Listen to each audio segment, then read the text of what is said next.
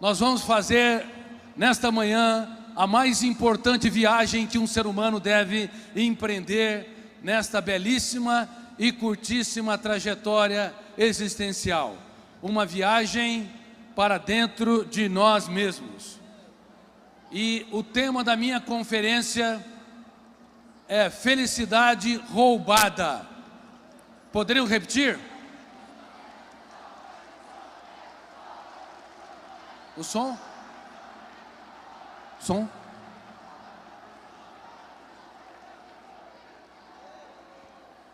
Felicidade roubada. Os fantasmas da emoção que estão dentro de nós e que sabotam a nossa qualidade de vida. Previamente, antes de começar a minha preleção, eu lhes pergunto: quem é aqui que sente que a sua felicidade está sendo roubada? Levante as mãos. Ótimo. Nós temos uns 30% de pessoas que levantaram as mãos. Fique tranquilo que até o final da conferência vamos chegar a uns 90%. Ao longo da história da humanidade, as pessoas tiveram ou vivenciaram uma série de causas que comprometeram aquilo que elas têm de melhor dentro de si.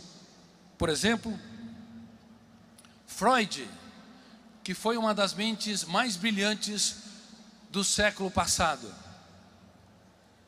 escreveu mais de 5.000 cartas para os seus amigos.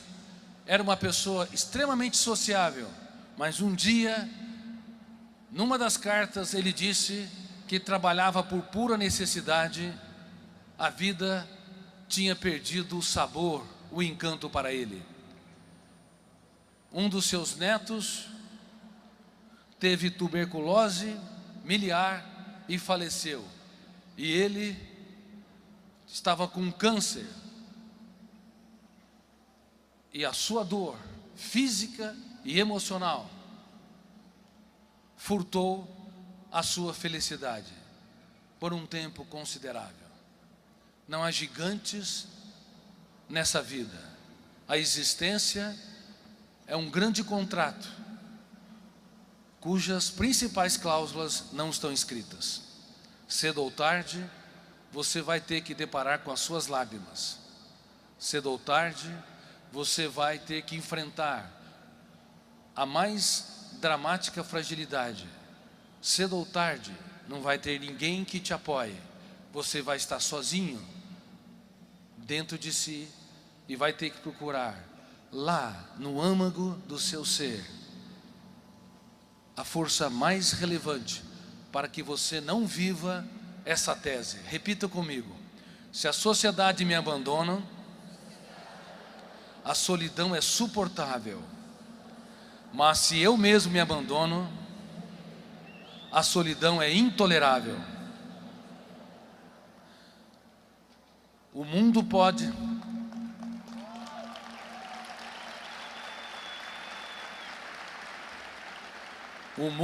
pode te abandonar, mas você, em hipótese alguma, jamais pode se abandonar. O homem que mais formou pensadores ao longo da história da humanidade, Jesus Cristo, um dia foi abandonado por todos os seus amigos, foi traído pelo mais forte e foi traído pelo mais culto e mais forte intelectualmente, e negado pelo mais impetuoso e determinado fisicamente. Portanto, traído por Judas Iscariotes e negado por Pedro. E todos os demais que andavam com ele dia após dia deram as costas. Mas ele não viveu essa tese. Se a sociedade me abandona, a solidão é suportável. Mas se eu mesmo me abandono, ela é intolerável. Ele jamais se abandonou. Por isso que naquele jardim da traição, nos momentos mais cálidos da sua história, ele procurava dentro de si as mais notáveis ferramentas para ter um caso de amor com a sua qualidade de vida, quando o mundo desabava sobre ele.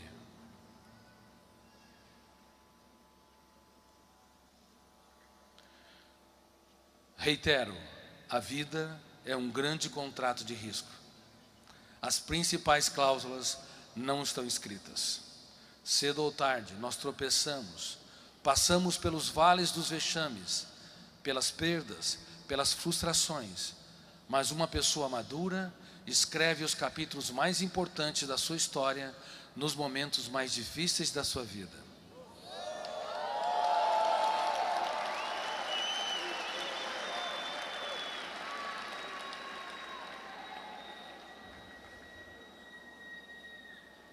Quando ele bradava: Pai, afasta de mim esse cálice, mas não faça a minha vontade, mas a tua vontade, ele estava escrevendo no território da sua emoção os mais importantes capítulos.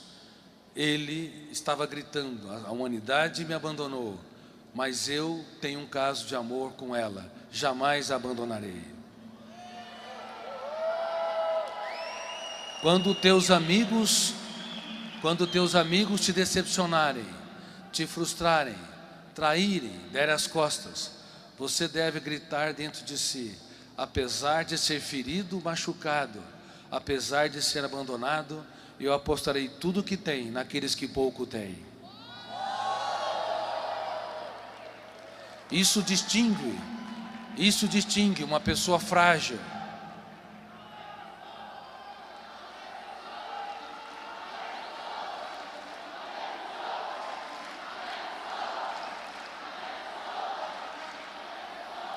Muito obrigado, muito obrigado. Isso distingue uma pessoa frágil de uma pessoa forte.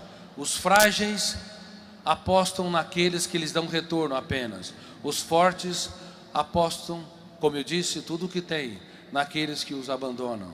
Os frágeis julgam, os fortes abraçam.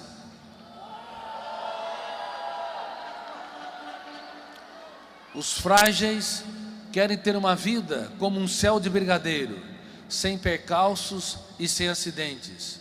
Mas os fortes sabem que nos momentos mais dramáticos, eles podem viver as mais belas histórias e se tornarem sábios ao longo da sua própria história. Freud passou por esse caos e teve a sua felicidade roubada. Einstein, que foi também uma das mentes mais brilhantes do século passado e de toda a história da humanidade, não brilhou como um aluno nos tempos da universidade, e após se formar, ele não brilhou como professor universitário. Aparentemente era um derrotado. Ele foi trabalhar numa firma de patentes, sem nenhum apelo intelectual, carimbando e analisando documentos. Mas ali, aquele jovem que tinha a idade de muitos de vocês, com 22, 23 anos, começou a libertar o seu imaginário. Parecia um louco. Ele imaginava-se sentado num raio de luz e observando o que acontecia com o tempo e com o espaço, libertando a sua criatividade, ousando a andar por ares nunca antes respirados, a propor ideias, sem medo de cair no ridículo. Ele começou a escrever a teoria da relatividade, e com 27 anos, ainda imaturo emocional e socialmente, ele lançou os alicerces básicos de uma teoria que mudou a nossa maneira de enxergar o mundo e a vida. 27 anos. Não foram os incentivos exteriores, os aplausos exteriores, não foram os encorajamentos dos seus professores, dos seus parentes. O que o levou a brilhar na sua mente foi uma força incontrolável de contribuir com a humanidade, mesmo diante dos acidentes da vida, mesmo quando o mundo desabou sobre ele. Mas Einstein tinha na sua personalidade alguns conflitos. Ele se casou e teve um dos seus filhos com um transtorno mental, uma doença psicótica, e ele internou esse filho no manicômio e nunca mais o visitou. O homem que mais conheceu as forças do universo foi derrotado pelas forças de um universo mais complexo que o universo físico, a mente humana. O medo de lidar com o incontrolável, o ambiente tétrico de um manicômio, o seu sentimento de impotência, as dificuldades que ele tinha para intervir nos delírios e alucinações do seu filho, fizeram essa mente brilhante ter sua felicidade roubada. Não há gigantes, ninguém. Cedo ou tarde, como eu disse, você vai ter que encontrar os fantasmas da sua emoção: irritabilidade, sentimento de culpa, autopunição, sentimento de impotência, abandonos, solidão, raiva, ciúmes, medo de errar, medo do vexame. Cedo ou tarde, você vai encontrar os fantasmas mais insidiosos, mais invisíveis e mais poderosos, e que estão dentro de você, e a tua responsabilidade é domesticá-los.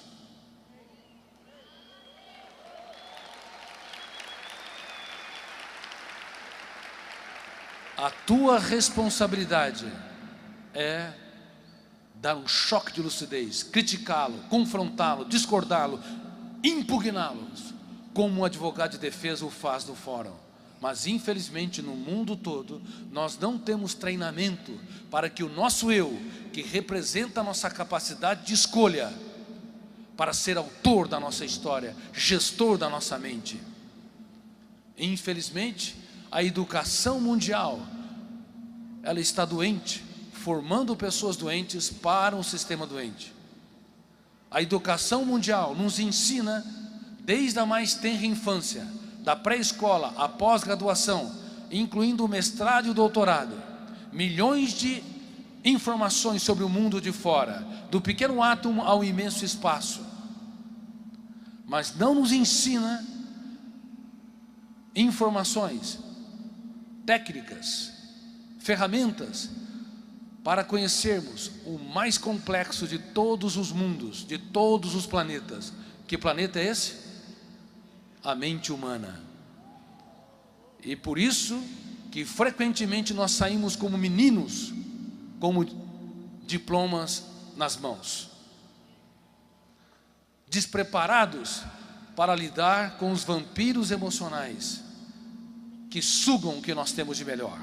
Dando conferência na Romênia para meus leitores, vocês sabem que eu sou publicado em mais de 70 países, dando conferência na Romênia para os meus leitores da área de psicologia, educação, medicina e outras áreas. Eu falei, na Romênia existe na Transilvânia a lenda do Drácula, e essa lenda surgiu a partir de um homem inumano que empalava os seus inimigos, os matava de maneira atroz. Claro, não existe Dráculas ou vampiros fora de nós, mas existem dentro de nós?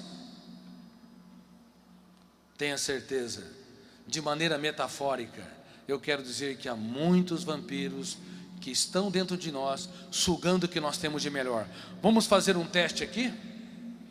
Quem é que sofre por antecipação? Levante as mãos, sejam sinceros.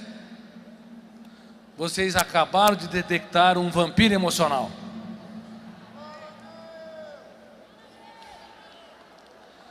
Todos os dias,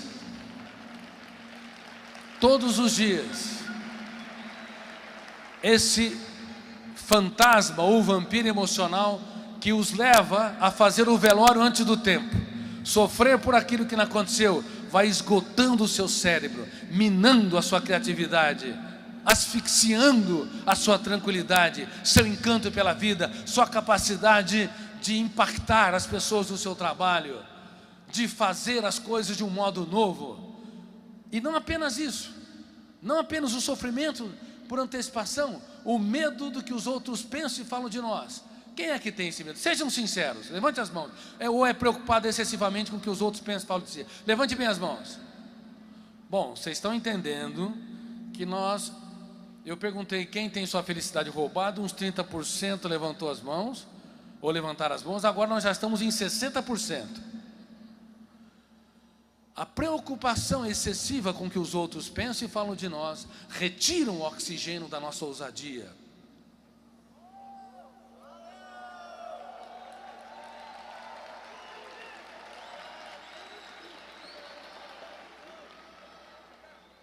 Por isso, nós temos que estar alertas.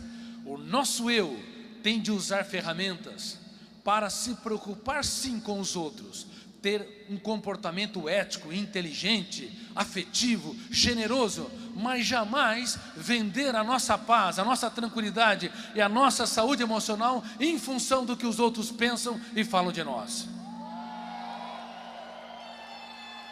Caso contrário, nós perdemos a autonomia, nos tornamos servos, escravos em sociedade livres.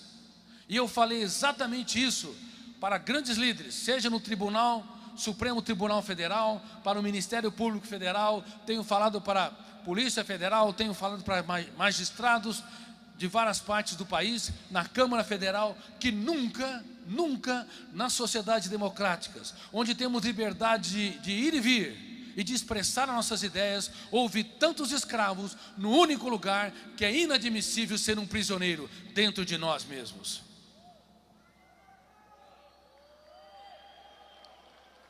Agora, gravem isso por toda a sua história. Os maiores inimigos não estão fora de nós. Aquilo que mais sabota a tua felicidade, como eu digo no livro que eu estou lançando aqui. Como é que chama o livro? Felicidade Roubada. Um livro que eu estou lançando nesse evento. Felicidade Roubada. E eu gostaria que muitos de vocês tivessem acesso a essa literatura. E estarei depois aqui do evento, pelo menos meia hora, autografando lá no salão, nas livrarias. Felicidade Roubada. Os piores inimigos que sabotam o que você tem de melhor não estão fora de vocês. E frequentemente, nosso eu, que representa o gestor da mente humana, o centro da autonomia e de comando da psique, ele é fraco, frágil, não é treinado para ser líder de si mesmos. As pessoas pegam em armas para executar seus projetos doentios, ou usam a palavra para dominar pessoas, ou usam o dinheiro, o poder do dinheiro para controlar seus pares. Mas todas as pessoas são frágeis, porque os frágeis usam armas, usam a violência. Só os fortes usam o diálogo, o afeto e a generosidade.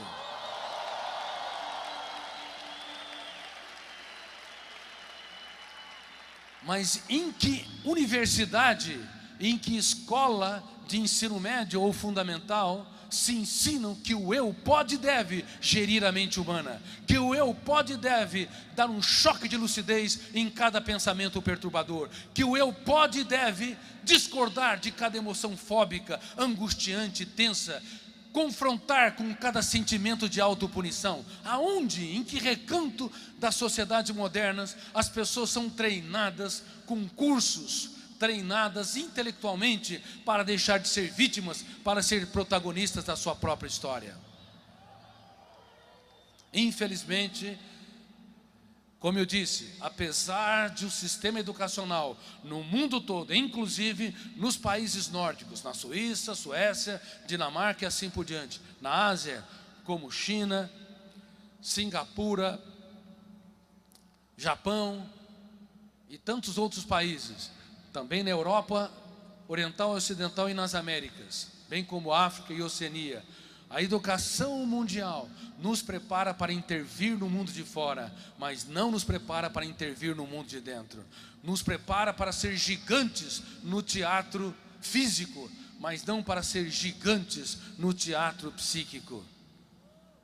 E nós, para termos saúde emocional, para que a nossa felicidade e a nossa qualidade de vida não sejam dilaceradas pelos fantasmas que estão alojados em nossa psique, temos que ser treinados todos os dias para deixar de ser frágeis vítimas e nos tornarmos protagonistas da nossa própria história, gestores da nossa própria mente.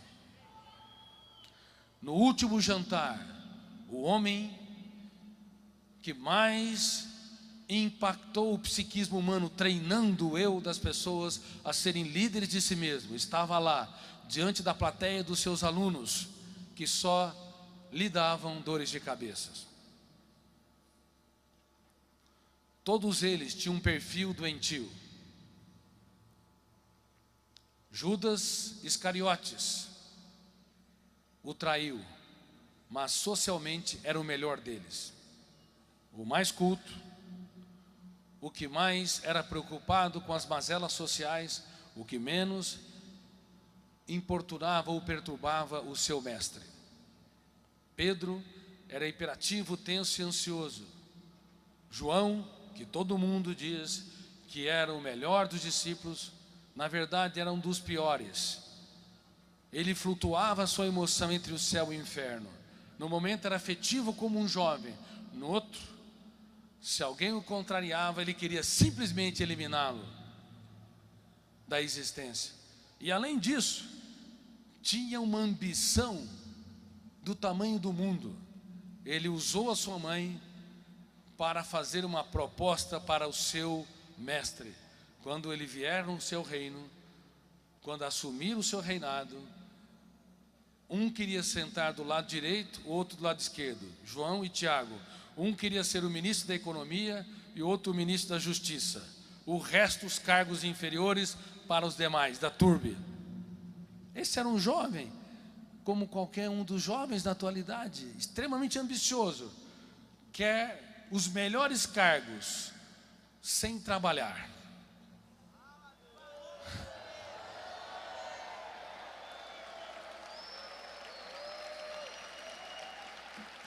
João não entendia, gravem isso, João não entendia essas ferramentas que nós trabalhamos e ensinamos no nosso instituto, no meu instituto, Instituto Augusto Cury, que dá cursos de treinamento do eu, gerenciamento da ansiedade, gerenciamento da emoção, excelência socioprofissional.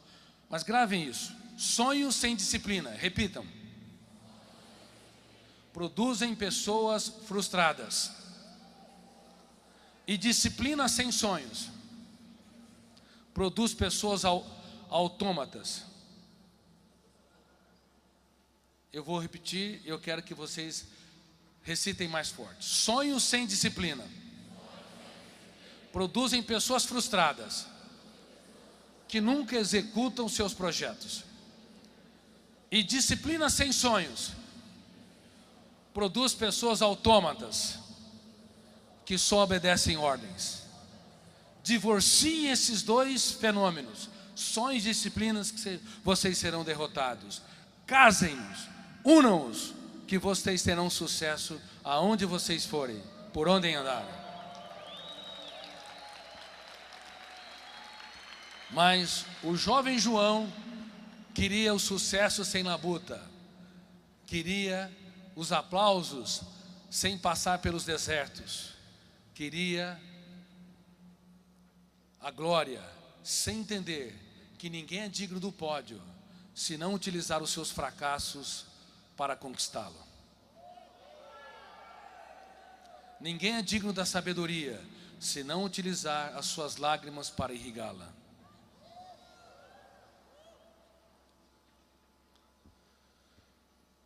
No último jantar, estava lá Jesus diante dos seus discípulos, e ele, ao invés de condená-los pelas atitudes inumanas, pela imaturidade, irritabilidade, necessidade neurótica de poder, necessidade neurótica de controlar os outros, não.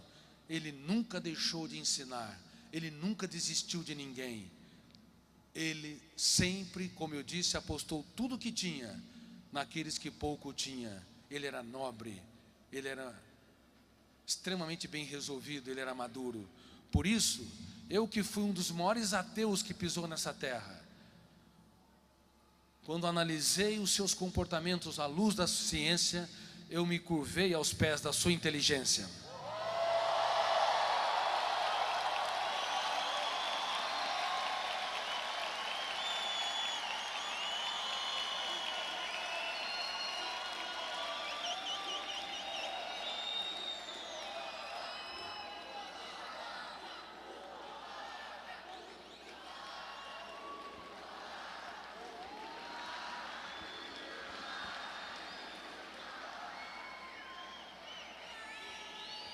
Gravem isso. Uma pessoa madura nunca aponta os erros de ninguém. Uma pessoa madura elogia, valoriza a pessoa que erra mais do que o seu próprio erro.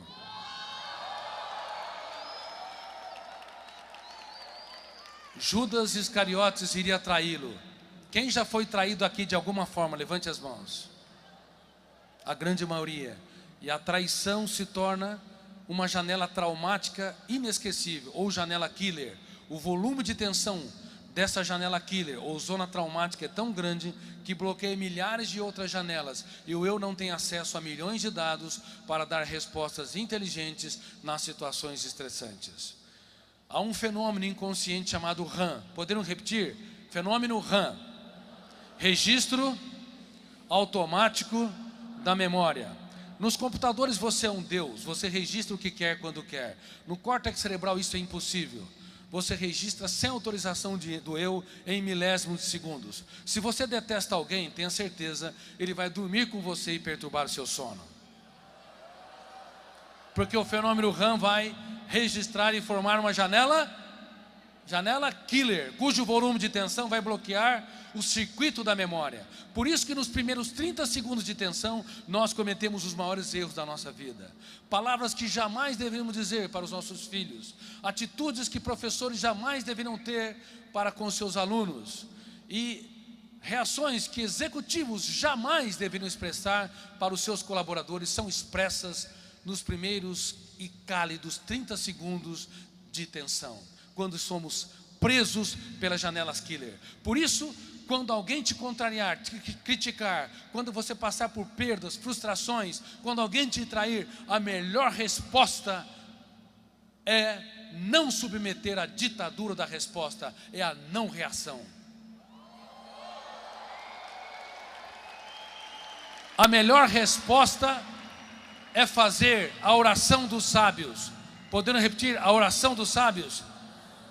A oração dos sábios é o silêncio, mas não qualquer silêncio.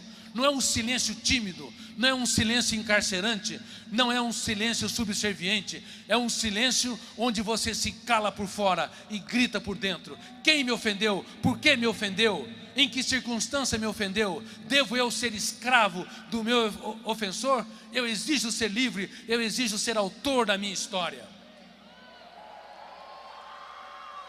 Você acaba sendo um consumidor emocional responsável e maduro. Você teria coragem de ir no supermercado e comprar 1 quilo de alimento cheirando mal, putrefado? Sim ou não? Não. Mas quando alguém olha com o olhar atravessado, uma crítica, você compra ou não? Frequentemente compra. Nós compramos mal, porque não sabemos trabalhar o nosso eu, que representa o livre-arbítrio, a capacidade de decisão, a capacidade de escolha, para dar um choque de lucidez em todo o consumo emocional. A nossa terra vira terra de ninguém. A terra emocional vira terra de ninguém. Não tem fechadura, não tem tranca, não tem proteção. Dando conferência nos Estados Unidos para mais de 600 profissionais da minha área, mestres e doutores de psicologia, ciências da educação, coach e assim por diante. Eu falei para os meus alunos: Quem é que tem seguro? De alguma forma. Claro, lá nos Estados Unidos, praticamente todos levantaram as mãos. Seguro de carro, seguro de vida, seguro empresarial. Aí eu perguntei, quem tem seguro emocional? E ninguém arriscou-se a levantar as mãos, porque não aprenderam a proteger a mais importante propriedade, a única que não pode ser violada, porque se ela é violada, tudo o resto desmorona. A sua emoção é a mais importante propriedade. Sabe quantas pessoas vão desenvolver depressão ao longo da sua história? Na humanidade, 1,4 bilhão de pessoas. Baixíssima proteção emocional. Sabe quantas pessoas vão desenvolver um transtorno psiquiátrico ao longo da sua história? Importante, catalogado pela psiquiatria, de acordo com pesquisas internacionais.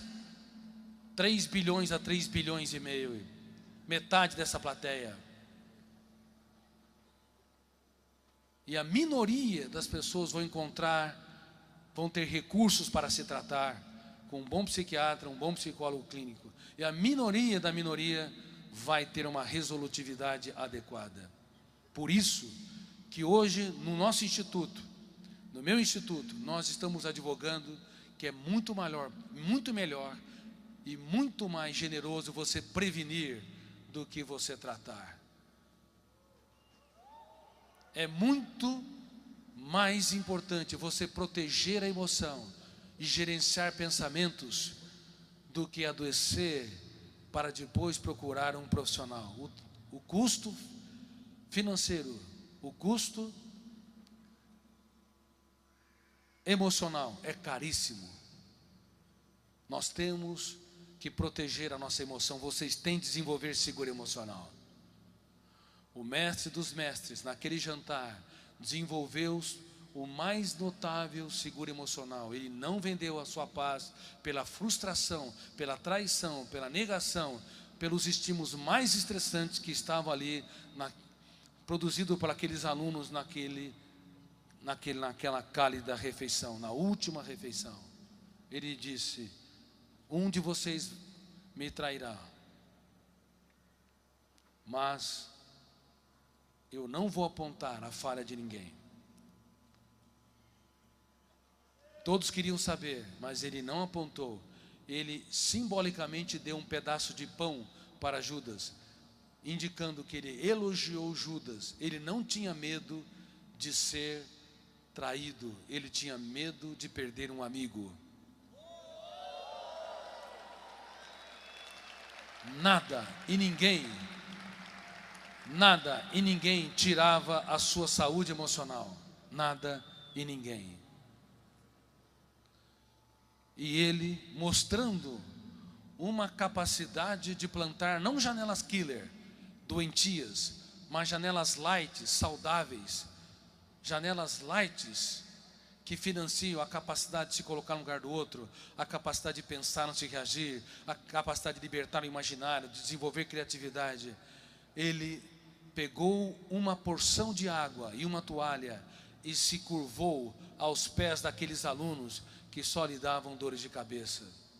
Ele quis dizer que uma pessoa verdadeiramente grande se faz pequena para tornar os pequenos grandes.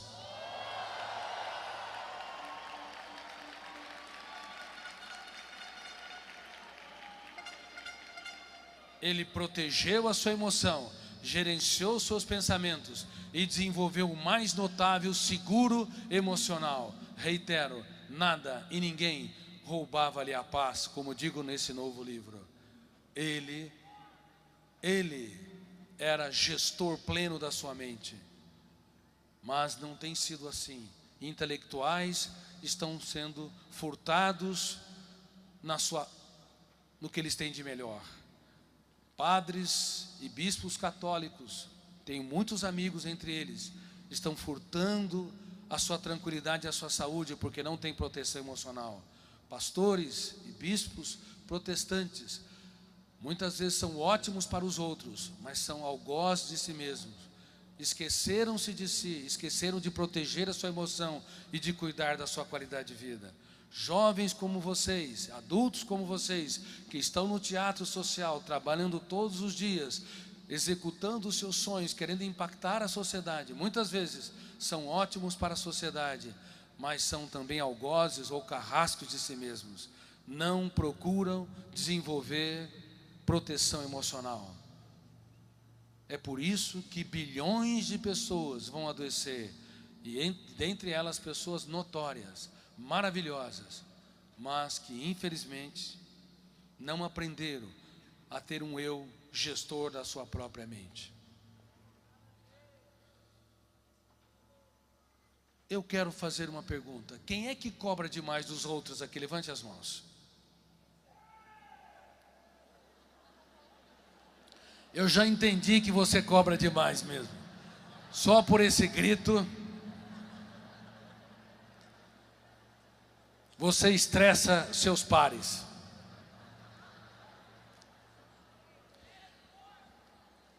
As pessoas que cobram demais plantam janelas light ou killer? Killer. Aproxima ou afasta as pessoas de si? Todo pai, toda mãe, todo professor, todo executivo, todo namorado, namorada, marido e esposa que cobram demais, constrange, asfixia, furta a felicidade e a tranquilidade dos outros, porque eleva o tom de voz, passa sermões ou repete ideias, critica excessivamente ou retalha os outros, compara ou assim por diante. Consequentemente, registra através do fenômeno RAM, registro automático da memória, janelas traumáticas ou killer, piorando as pessoas. Isso leva à contração do que elas têm de melhor. Por isso, em ambientes insuspeitos, nós vamos ter pessoas que não contribuem com os outros. Elas têm excelentes intenções, mas as suas atitudes vão contra a realidade que produzem dentro de si. Agora, outra pergunta: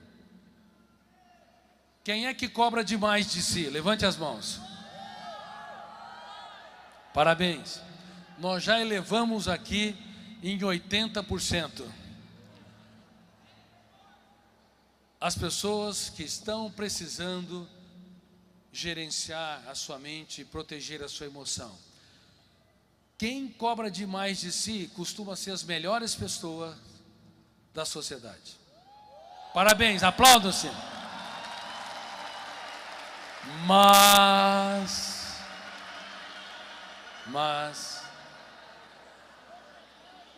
novamente eu digo, são carrascos de si mesmos. Quem cobra demais de si é um agiota da emoção.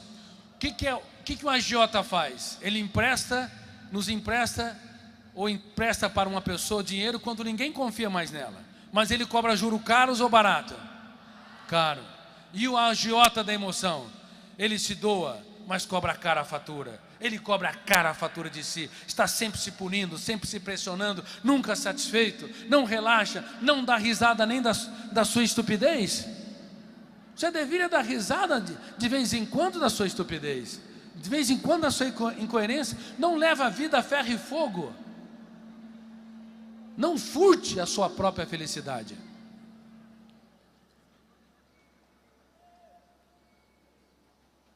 Então, por favor, se vocês querem ter seguro emocional, aprendam.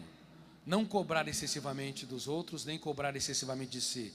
Cobre o suficiente para encorajar. E a melhor maneira de encorajar não é punir, é elogiar, valorizar a cada momento, cada acerto, para que você plante uma janela light e forme um bairro novo ou uma plataforma no córtex cerebral para que o eu seja autor da própria história.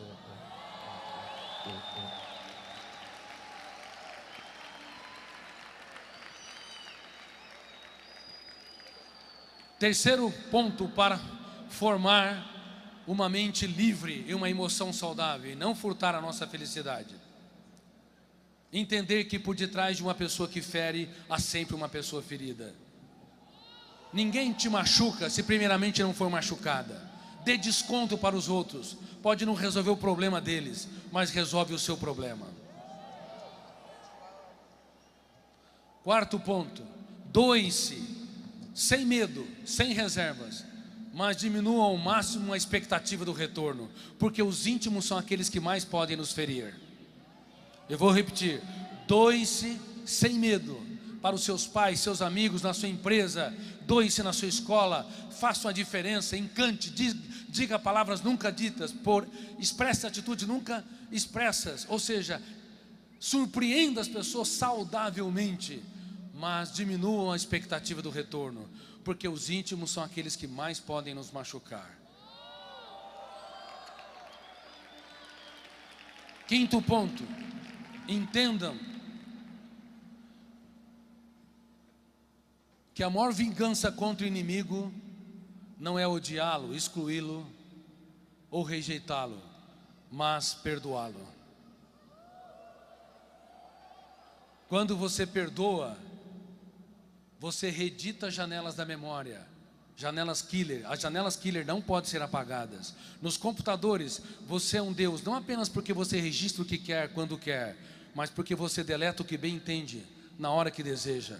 No córtex cerebral é impossível, ou são impossíveis esses dois fenômenos. Você registra o que quer e o que não quer, e além disso, tudo que está registrado não pode ser mais deletado, só reeditado. E quando você perdoa alguém, ele deixa de ser seu inimigo. Ele pode não se transformar num grande amigo, mas pelo menos ele não vai perturbar o seu sono e o seu apetite. Mas gravem isso. E muitas pessoas falham nas mais diversas religiões. O perdão não é um ato heróico. O perdão é um ato solene da inteligência. Você tem de se colocar no lugar do outro para entender, como eu disse, que por detrás de uma pessoa que fere, há uma pessoa ferida.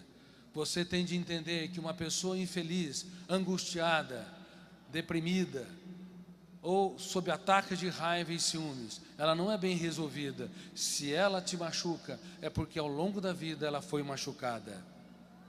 E quando você deixa de ser um julgador e passa a ser um abraçador, a vida fica muito mais suave, muito mais serena.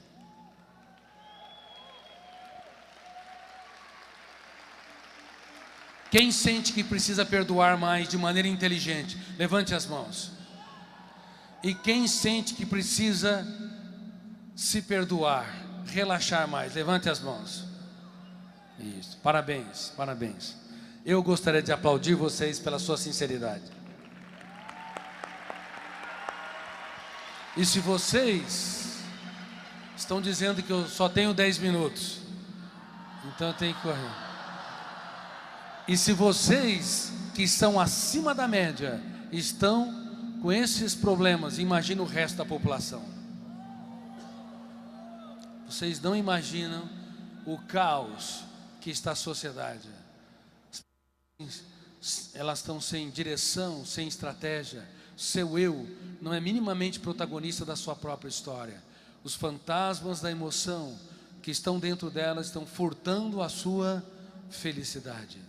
Felicidade é roubada. Isso é algo muito, muito sério. Quando eu escrevi esse livro, eu não imaginava que ele pudesse ser um dos livros mais lidos do país. Hoje é o livro adulto mais lido do país, é o romance psiquiátrico mais lido. Eu imaginava que houvesse uma ansiedade por ler um livro de maneira tão intensa, mas é um sintoma, infelizmente, de que a humanidade está adoecendo rápida e coletivamente.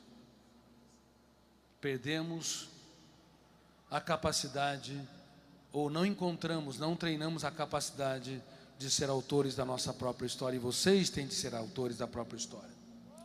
Agora eu quero falar de outra síndrome que eu tive o privilégio de descobrir, chamada síndrome do pensamento acelerado. Poderiam repetir? Muito bem. Síndrome do pensamento acelerado. Antes de falar sobre os sintomas e sobre ela, eu quero fazer uma pergunta. Quem sente que precisa de técnicas, ferramentas ou curso para gerenciar a sua emoção, a sua ansiedade? Levante as mãos. Então vamos lá. Gravem isso, gravem isso. Pensar é bom.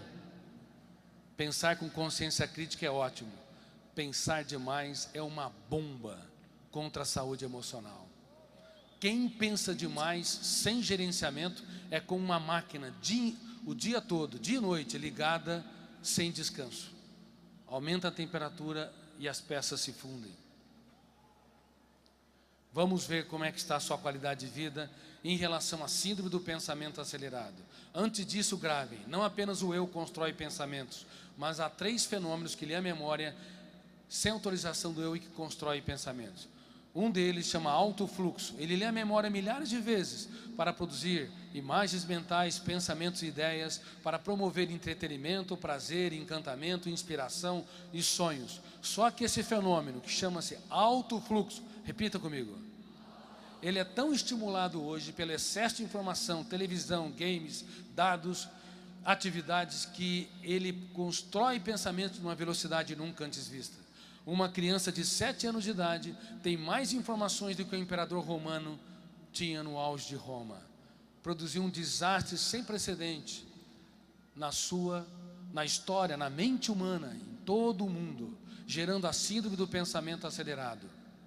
E nós temos um programa chamado Escola da Inteligência, para entrar na grade curricular 1 aula por semana, para que as crianças e adolescentes aprendam a gerenciar esses pensamentos. Quem tem amigos, filhos na idade de adolescência ou na fase de infância, levante as mãos.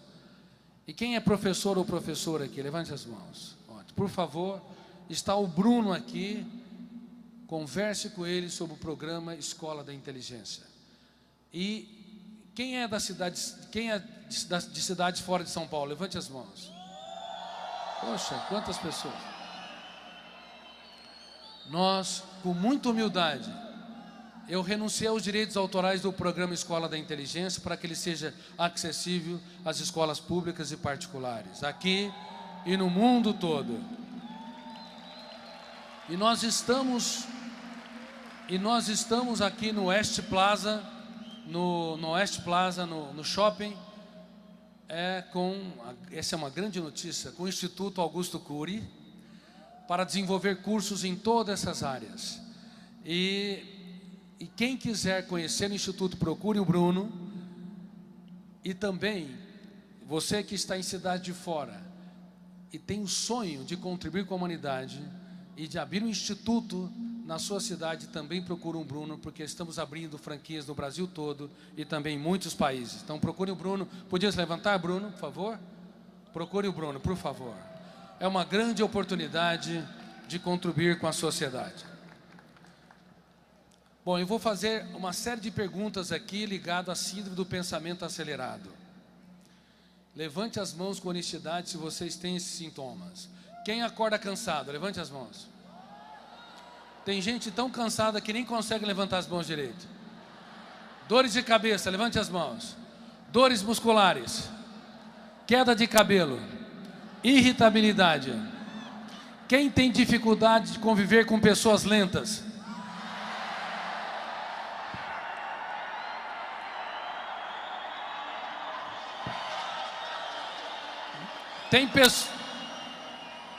Há pessoas aqui que nem abaixaram as mãos, só ficaram levantadas. Bom, não é que elas são lentas, é que vocês são rápidos demais. E gravem isso. Smartphone viciam, games viciam. Ficar o dia inteiro plugado é um crime contra a saúde psíquica.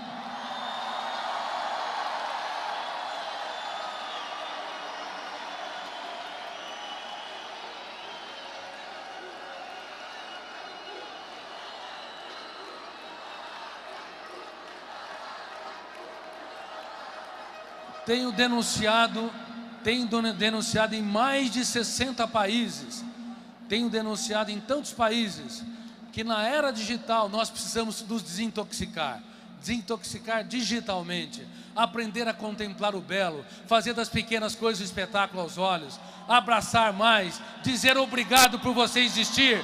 Façam isso, quem está do seu lado, abrace.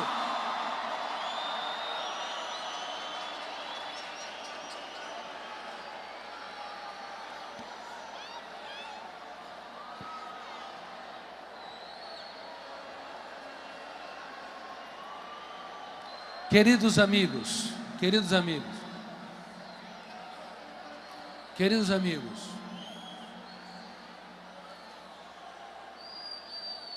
fiquem, por favor, no máximo 2 ou 3 horas por dia com o celular. No final de semana, não fica o dia inteiro.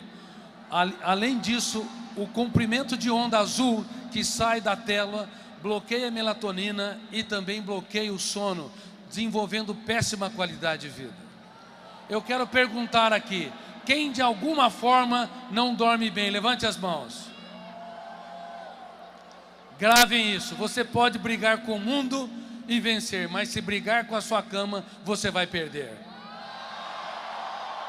Ninguém consegue ter uma mente livre, uma mente brilhante, uma emoção saudável, se tem um sono comprometido. Síndrome do pensamento, precisa ou não gerenciar a sua ansiedade? Precisam gerenciar a sua ansiedade. É por isso que eu escrevi também o livro Ansiedade, como enfrentar o mal do século, que tem causado impacto enorme no Brasil.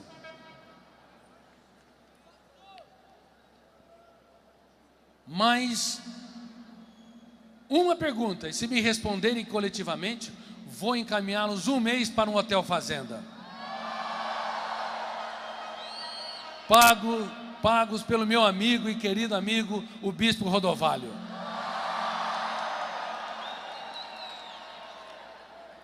Levante as 2 mãos, mas sejam sinceros, hein? Levante as 2 mãos se tem sintomas. Quem tem déficit de memória ou esquecimento? Levante as 2 mãos. Quem não levantou as mãos é porque esqueceu de levantá-las.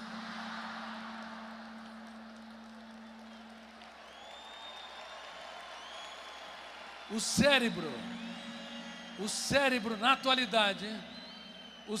na atualidade está tão estressado, tão tenso, tão esgotado, que ele diz, não tem jeito, eu tenho que desligá-lo ou desligá-la.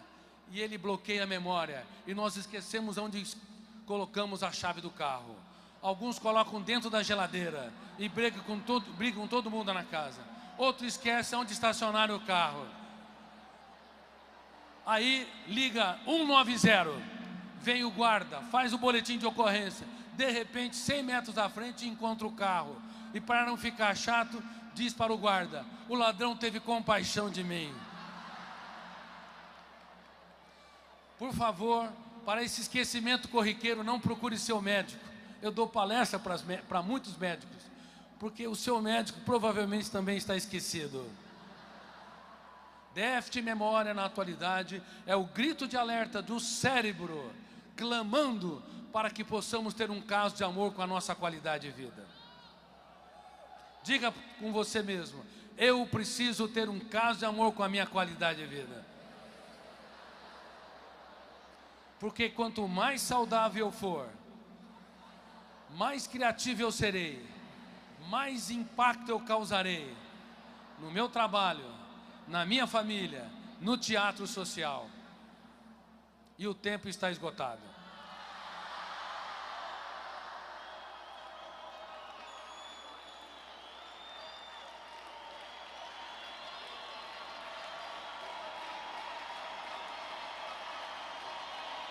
Muito obrigado.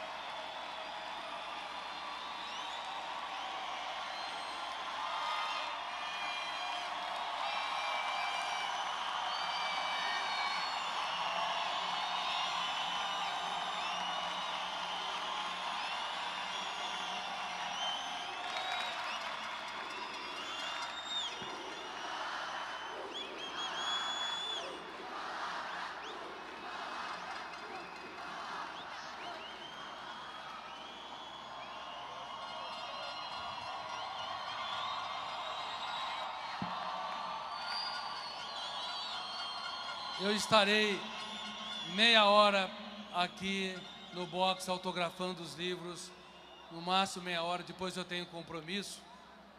E eu vou pedir sinceramente que vocês deem um abraço carinhoso um no outro e digam obrigado por você existir, você é especial e insubstituível. A humanidade precisa de você. Diga essas palavras, por favor.